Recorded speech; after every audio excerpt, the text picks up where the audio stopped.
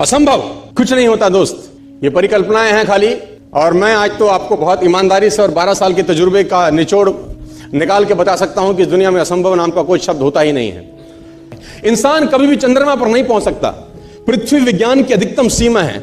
Doctor Li दी forest मशहूर वैज्ञानिक हुए, बहुत बड़े साइंटिस्ट हुए। एक स्टेटमेंट इन्होंने पास किया 1955 के अंदर, 1955 ही पास द स्टेटमेंट कि इंसान कभी भी चंद्रमा पर नहीं पहुंच पाएगा। It is impossible for a human being to cross Indian globe, earth globe. और पृथ्वी विज्ञान की अधिकतम सीमा है, लेकिन किसी बहरे ने इस बात सुना नहीं और पहुंच गया एक आदमी अपना बस्ता उठा के, जिसका नाम था इन 1969। और उसके बाद तो स्पेस जर्नी ऐसी हो गई जैसे आप और मैं अभी पतिया और बैंकॉक चले जाते हैं।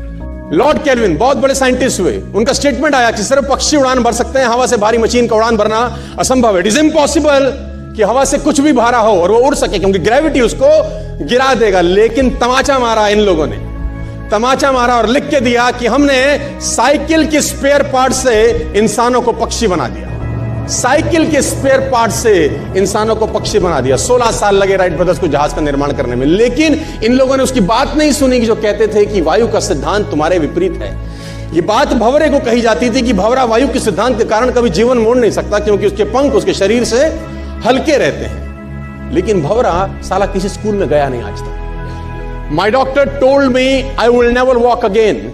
मेरे डॉक्टर ने मुझे कहा कि तुम कभी चल नहीं सकोगी। My doctor told me you will never walk again. My mother told me I would, and I believed my mother rather than doctor. Wilma Rudolph एक ऐसी एथलीट हुई जिनको पोलियो था जिनको डॉक्टर ने कहा तू चल नहीं सकती, मां ने कहा तू चल सकती है। उसने कहा मैंने डॉक्टर की बात नहीं मानी, मैंने अपनी मां की बात मानी। 3 ओलंपिक गोल्ड मेडल जीती ये लड़की, 3 ओलंपिक गोल्ड मेडल, जिसको डॉक्टर कह रहा है कि तू चल। लेकिन मां क्या बोलती है?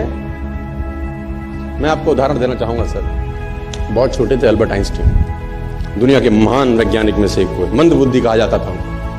8 साल के थे, घर पहुंचे, मां को चिट्ठी दिया। When he was 8 years old, came to his home, given letter to his mother.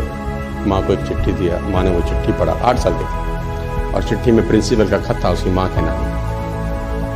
Principal ने ये लिख के भेजा कि आपका बच्चा विलक्षण प्रतिभा का धनी है, ग्रेट पावर है इसके अंदर, क्योंकि बहुत बड़े साइंटिस्ट बने, बड़े हो गए। मंद बुद्धि बचपन में समझा जाता था।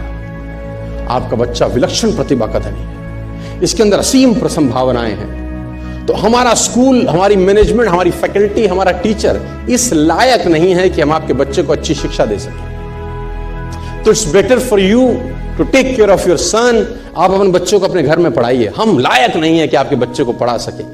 और उसकी मां ने पढ़ते पढ़ते आंखों में आंसू ले आई और उसने बच्चे को कहा कल से तो स्कूल नहीं जाएगा, मैं तेरी परवरिश घर पे करूंगी, क्योंकि तेरा टीचर तुझे इस लायक नहीं समझता। मतलब वो अपने आप को इस लायक नहीं समझते। बच्चा खुश हुआ, मोटिवेट हो गया और लग गया। उसकी मां का निधन हो गया और अल्बर्ट आइंस्टीन बहुत बड़े साइंटिस्ट हो गए। अल्बर्ट आइंस्टीन जब बहुत बड़े साइंटिस्ट हुए तो मकान शिफ्ट कर रहे थे अपना, और जीवन का सच्ची घटना वो अपनी ऑटोबायोग्राफी में लिखते हैं कि जब मैं मकान शिफ्ट कर रहा था तो एक ड्रॉस के अंदर मुझे वो व्हाइट कलर का पेपर फोल्डेड अवस्था में मिला। मुझे समझ नहीं था कि क्या है। मैंने उसको फोल्डिंग अवस्था से मिट्टी को हटा के जब खोला तो वो उस टीचर का लेटर था जो बहुत साल पहले टीचर ने मेरे हाथ में दिया था और मैंने अपनी माँ के हाथ में रखा था। अब वो बड़ी उत्सुकता के साथ उस खत को पढ़ने लगे। जैसे उन्होंने खत पढ़ना शुरू किया और वो जार जार होकर रोए। उसमें लिखा था कि तुम्हारा बच्चा मंदबुद्धि है, ये हमारे स्कूल के लायक नहीं है, इसको आज के बाद हमारे स्कूल में मत भेजना, इसकी परवरिश खुद किया।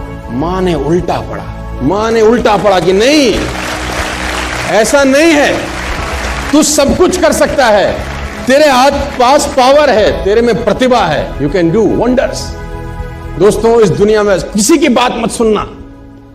नेवर एवर बिलीव एनीबॉडी कि जो तुमको बोले कि तू नहीं कर सकता, कान पे मारना, बोला साले तू नहीं कर सकता, हम करेंगे।